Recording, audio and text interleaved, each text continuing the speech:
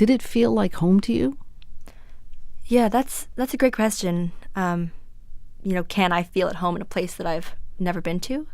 Surprisingly, I did feel very comfortable in the town, but yes, there were times where I was very aware that I was the foreigner. Why did you feel at home? I don't know, I connected with seeing people who looked like me, and being in a place that was just so natural. There was trees and there was flowers everywhere. And I mean, everyone that I met was so kind and welcoming. There was people that I would, just pass by on the street, and they'd say, oh, they'd want to get to know me or help me in finding relatives. Let me ask you something else.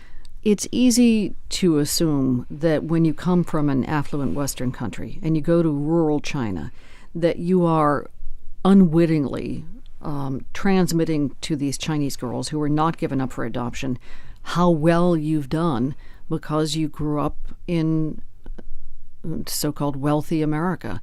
I know that wasn't your intent. How did you deal with that perception, if you faced it?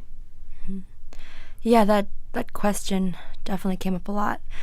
I was often told, yeah, you're so lucky, everything's perfect. In some ways, yes, I am extremely lucky. I am in college now. I can see my future ahead of me, but at the same time, it did kind of, hit me in the wrong way, this hearing that I was always so lucky and everything was perfect. Because, I think there are parts of my life where I do struggle, and where America, isn't always, what they believe it to be. But for this trip, it really wasn't about, me coming in as this like tourist on a high horse. It was really about getting to know them on a very, human, personal level, as, teenage girls just the same. It was such a raw experience where I was learning from them.